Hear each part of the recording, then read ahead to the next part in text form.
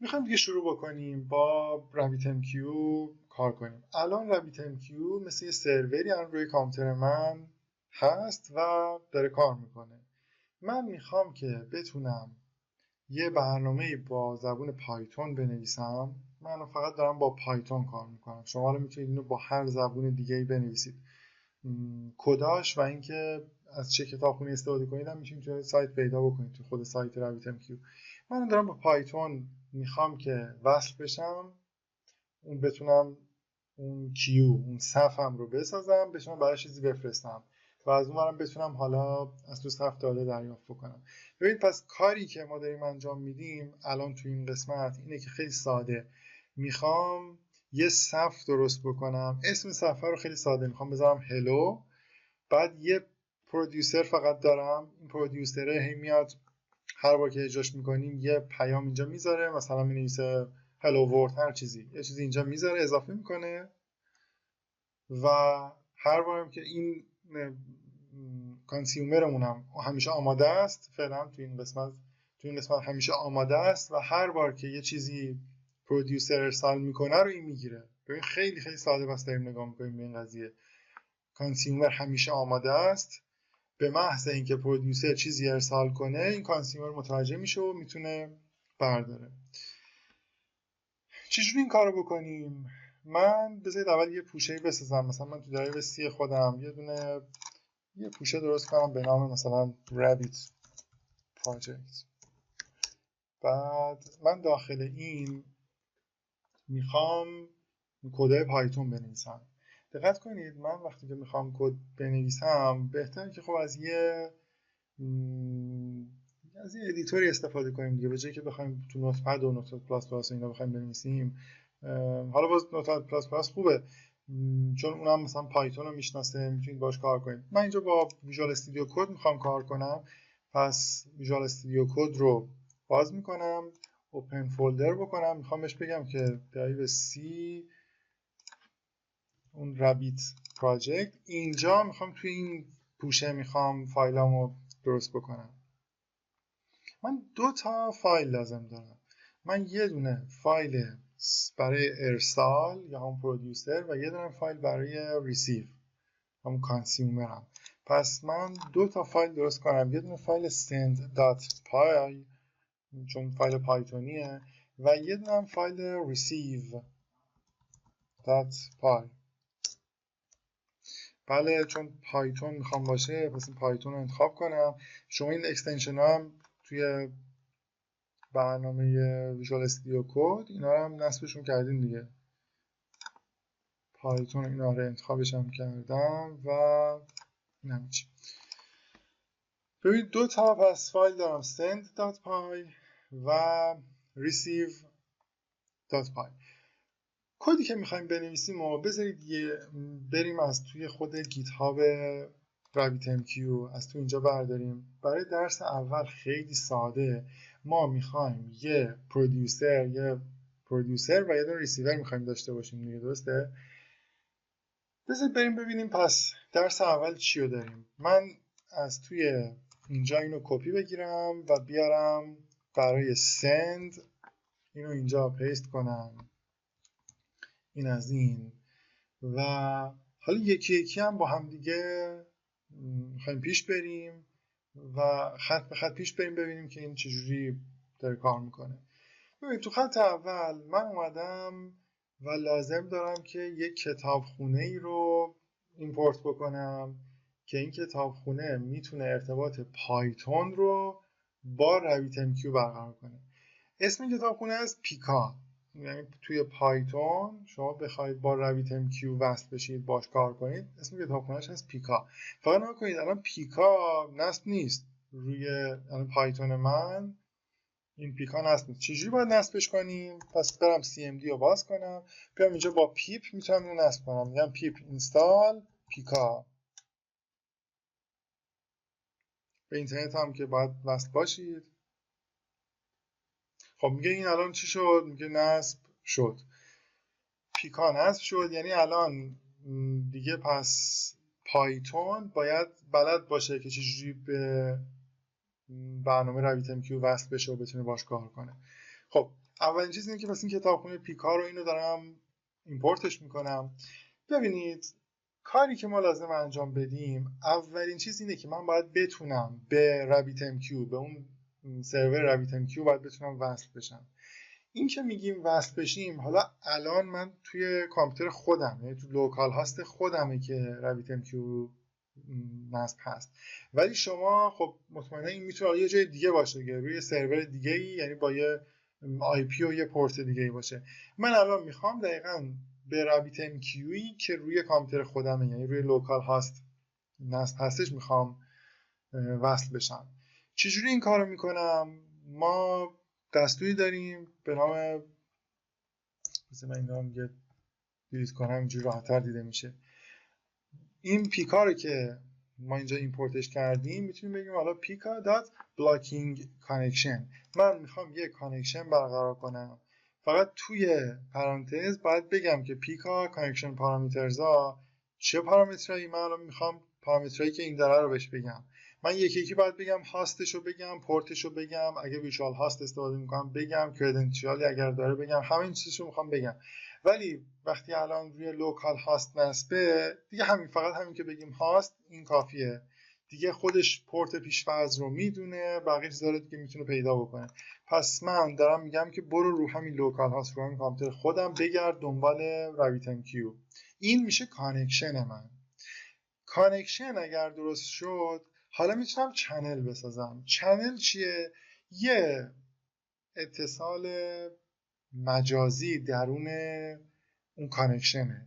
پس بعد از این کانکشن درست شد، من کافی یه کانال توش یه چنلی میخوام درست بکنم. این با این کار دیگه واقعا یه چنلی برقرار میشه بین ما که الان یه برنامه اون سند کننده مونه دیگه، اون که با پایتون نوشته شده، با RabbitMQ.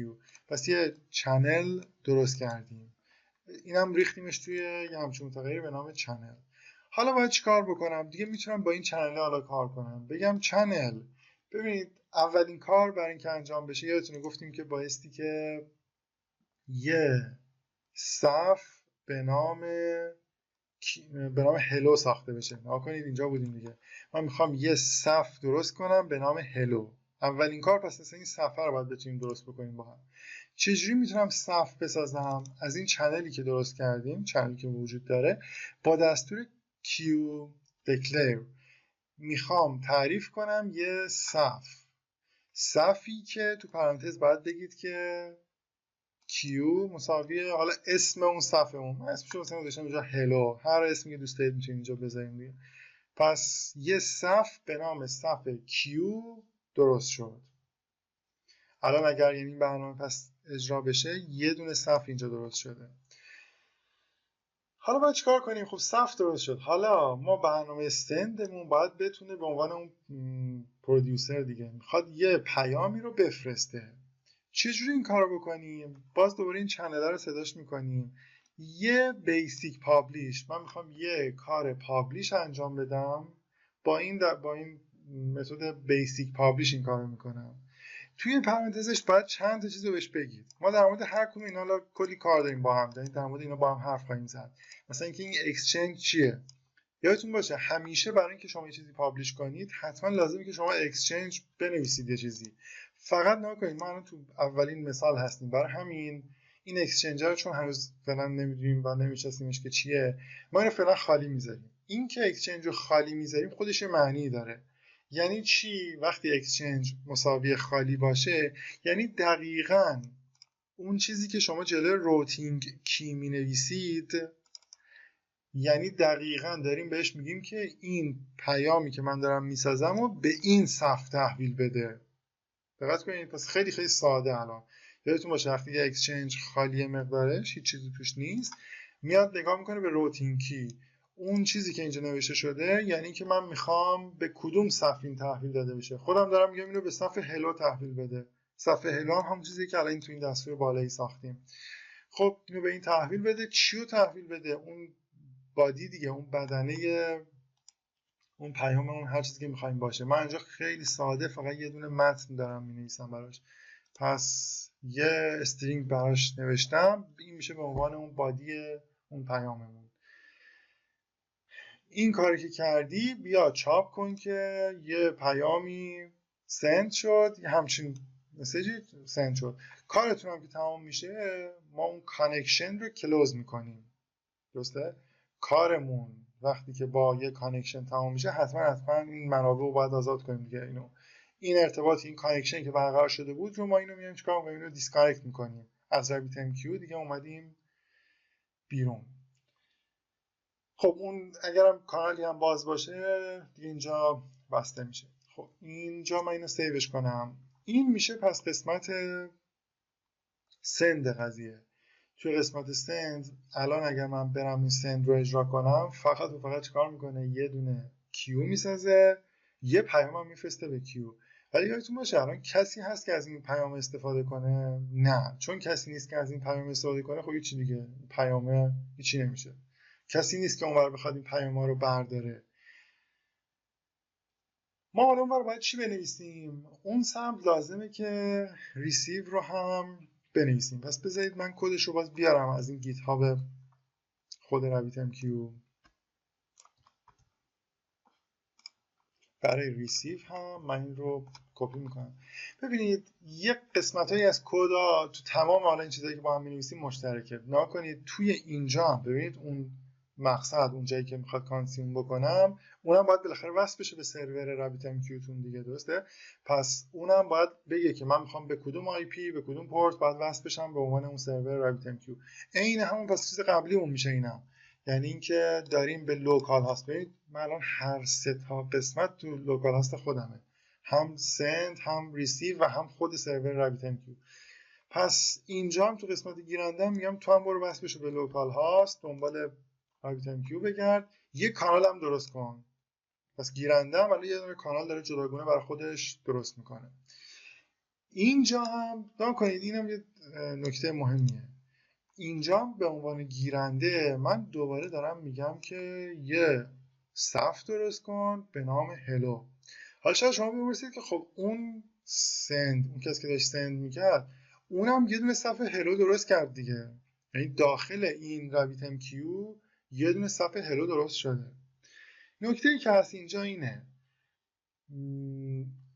دوبار یه صف که ساخته نمیشه دیگه، معلومه که وجود نمیشه دوبار یه صفحه با اسم مشترک داشته باشیم. چیزی که هست اینه که اگر قبلش این سند اینو ساخته باشه، این صفحه کیو هلو رو، اینجا دیگه این دستور اجرا نمیشه، این اصلا هیچ کاری نمیکنه. ولی یه حالتایی هم آخه ما داریم که مثلا اول این ریسیور اجرا میشه، اول این کد اجرا میشه، بعدش مثلا این یکی اجرا میشه. برای همین پس این شکلی درستش کردن که اگر هم پس این ریسیو اولین بار خواست اجرا بشه، هنوز یعنی سند اجرا نشده، یعنی اون کیو هنوز ساخته نشده، اون صفمون، این بتونه اون صف رو درست کنه. خوبه؟ حالا اگر این اول اجرا بشه بعدش این سندر بیاد برسه به اینجا این خط رو اجرا کنه، باز دوره چون میبینه که اون صفحه وجود داره پس هیچ کاری نداره، میره خط بعدی. درست؟ پس چه بهتر که شما تو دوتا دستور، تو دوتا فایل، این این دستور ایجاد صف رو بذارید بمونه. پس این تیکه تو هر دو مشترکه. چی کار حالا باید بکنیم؟ ببینید اصل دستوری که ما توی این قسمت سند داشتیم یادتونه چی بودش؟ دستورمون دستوری بودش که می اومدیم با بیسیک پابلیش میتونستیم ارسال کنیم، یه چیزی رو پابلیش کنیم. این ورمای دستوری داریم به نام بیسیک کانسیوم. دستور بیسیک کانسیوم اینجا مشخص میکنید که خب اول باید بگم که خب تو میخوای کانسیوم کنی، باید بهش بگم که از کدوم صف؟ از صف هلو. پس برو صف هلو ببین توش چیا هست، پیامی اومده یا نه، میخوام اون کارو بکنیم. اینجا باید براش مشخص کنم که on message callback. on message callback این چیه؟ این دارم بهش میفهمونم که اگر پیامی رو توی صف دیدی، اگر دیدی که پیامی رسیده بود، از توی صف یه دونه پیامو بردار، برو این متد، این تابع کالبک رو صدا کن. خب پس نگاه کنید، حالا این کالبک رو این بالا باید تعریفش بکنیم. پس چی شد؟ این یه ویژگی داره به نام on message callback. یعنی اگر مسیجی رسید من چی رو صدا بزنم، کدوم تابع رو صدا بزنم. اینجا هم دارم بهش میگم تابع کالبک رو صدا بزن. و دقت هم بکنید وقتی ما این تابع رو صدا میزنیم خود این دیگه اون پشت براش یه سری چیزا هم میفرسته، مثلا اون چنل رو میفرسته، متد رو میفرسته، پراپرتی هایی که اینجا وجود داره و همراه این هست رو میفرسته و بادی اون مسیجر هم دیگه الان برای این تابع ارسال شده. حالا کافی فقط من اینو پرینتش کنم، حالا الان میرسیم بهش.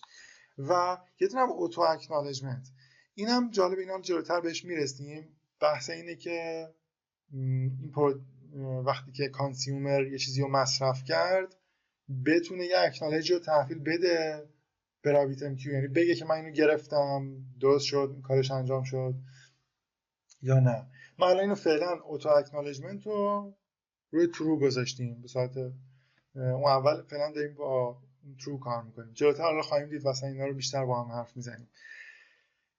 چیزی که پس گفتیم این بود، گفتیم اگر میخوایم داریم برای کانسیوم داریم تعریف میکنیم، داریم بهش میگیم از صفحه هلو اگر چیزی رسید بیا این تابع کالبک رو صدا بزن. این تابع کالبک همیشه این شکلی هم مینویسیمش، یعنی براش یه چنل، متد، پراپرتیز و بادی، این 4 تا براش اومده.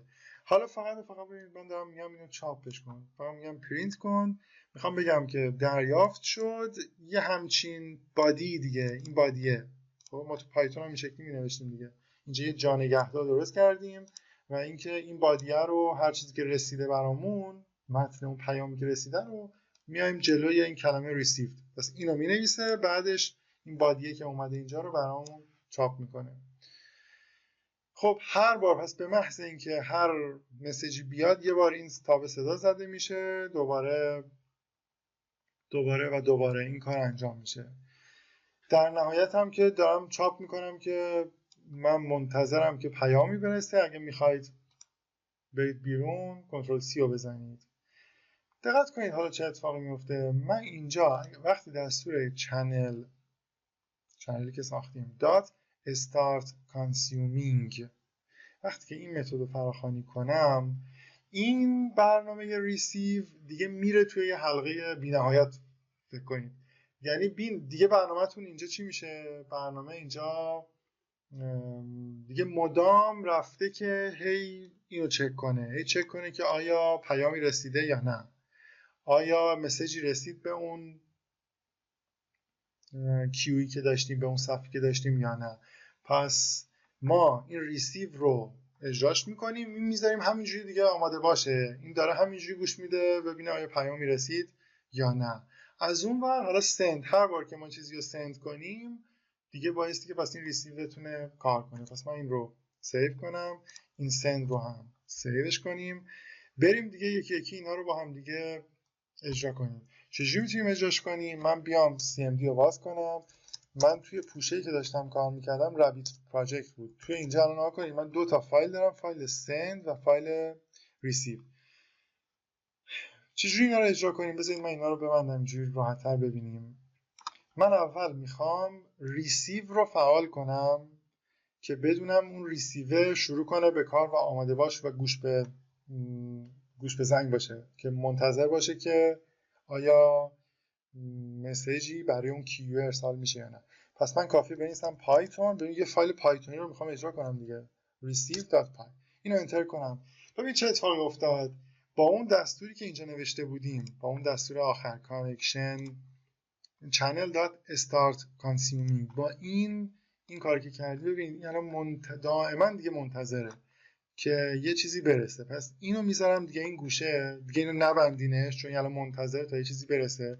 یه دونه دیگه من CMD باز کنم، یه کامند دیگه میخوام باز بکنم و اینجا اون یکی فایلم رو اجرا بکنم. اون یکی فایلم چی بود؟ من توی RabbitMQ من فایل send رو هم داشتم، پس کافیه اینور پایتون بنویسم چی؟ فایل send.py. چه اتفاقی ما انتظار داریم چی بشه؟ من به محض اینکه الان این رو فشار بدم، ببینید فایل send.py چی بود؟ میومد خب اینا رو که تعریف میکرد، یه دونه پابلیش انجام میداد به صفحه هلو، این بادی رو میفرستاد، درسته؟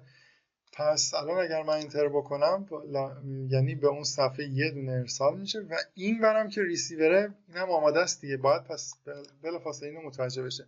من این رو انتر بکنم، ببین چه اتفاقی افتاد. این ور که داره میگه این سند شد، ولی این چی شد؟ نکنید این میگه من ریسیو کردم یه همچین پیامی برای من رسید hello world. یه بار دیگه الان اگه این اجرا کنم چی؟ باز دوباره این میگه که چی؟ دوباره من یه همچین پیامی دریافت کردم. ببین چقدر جالب. پس فوق العاده جالب دیگه. این الان به عنوان پرودیوسر هر بار که یه پیامی رو، این پیامه حالا میتونست یه فایل جیسون باشه، یه فایل XML باشه، هر چیزی میتونست باشه دیگه، هر بار که یه چیزی رو بفرسته این ارسال میشه به اون صفحه هلو، حالا هر صفحه که هست توی سرور RabbitMQ و این ور چون آماده وایساده بود که هر بار چیزی اجرا میشه، هر بار که پیامی دریافت میشه یه تابع اجرا بشه. حالا شما اینجا تو این تابع میتونید هر کاری بکنید دیگه، مثلا اینجا بگید که یه SMS بفرست، اون پیامی که اومده رو ایمیل کن، فکس کن، اینو پی دی افش کن، تبدیلش کن به یه نمیدونم ایمیجش کن، جی پی جیش کن، هر چیزی، هر کاری که میخواید بکنید که براش دارید این سیستم رو میسازید، اینو میتونید دیگه اینجا بنویسید. من خیلی ساده فقط گفتم که چی، اینو چاپش بکن. پس نگاه کنید هر بار که اینور چیزی رو سند کنه بلافاصله اینورم اینو داره دریافت میکنه. یه کار جالب هم میتونیم بکنیم. من بذارید برم ببینم با اون یه CMD دیگه باز کنم. من یادتونه گفتم که دیگه هر جایی الان ما باشیم بنویسیم که RabbitMQ-CTL، این باید بتونه اجرا بشه. فقط من بیام بگم لیست کیو ها رو بهم نشون بده. لیست کن کیوز ها. ما الان یه دونه کیو داریم دیگه، یه دونه کیو هلو وجود داره. الان اگر اینو اجرا بکنم ولی یه دونه کیو فعال هست. داره چی میگه بهم؟ داره میگه که یه دونه الان نیم هلو، هیچی هم مسیج تو صف نیست. درسته؟ هیچی نیست تو صف، بخاطر اینکه بلافاصله که این ارسال میکنه این داره اینو بر میداره و چون اکنالج میفرسته از تو صف برداشته میشه. دقت کنید دیگه تو صف هیچی الان نمونده، چون یه دونه فرستاد، اینم یه دونه رو استفاده کرد، یعنی از تو صف کشید بیرون. اینجا پس داره میگه که لیست کیو که شما دارید میگن یه دونه به نام هلو، یه دونه صف وجود داره، هیچ پیامی هم تو صفش نیست. حالا یه کاری کنیم، من الان بیام اینو ببندم، یعنی این ریسیور فکر کنید، بذار من کنترل سی بزنم، میخوام که این دیگه کار نکنه. من کنترل سی زدم و اینو دیگه بستمش. حالا اگه الان این بخواد یه چیزی رو سند بکنه چه اتفاقی میفته؟ خب این میگه من اینو سندش کردم ولی کسی نیست که اینو تو صف بیاره بیرون. حالا اگه من اینجا بیام لیست کیو ها رو بگیرم، ببین چی باید الان نشون بده برام. این داره میگه که صف هلو ولی یه دونه پیام، یه مسیج تو صفش هست که کسی هنوز برا نداشته. یه بار دیگه من الان اینو اجراش کنم، الان این باید شده باشه 2.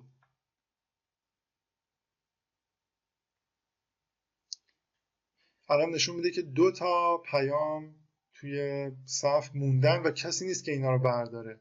حالا شما تا جایی که این رمتون و این اجازه بده حافظتون، شما میتونید یه پیام بفرستید و این تو حافظش نگهداری میکنه.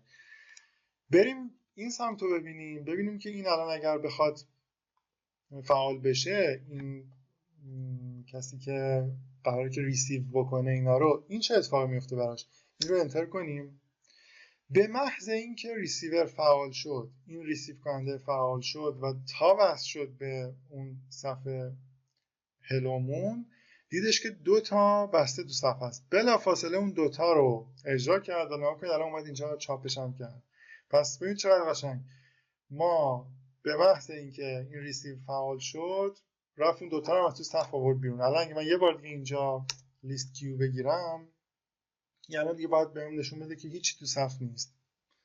صفحه هلو و هیچی هم داخل صف نیست. از الان به بعد دیگه اینا هم دارن با هم دیگه کار میکنن.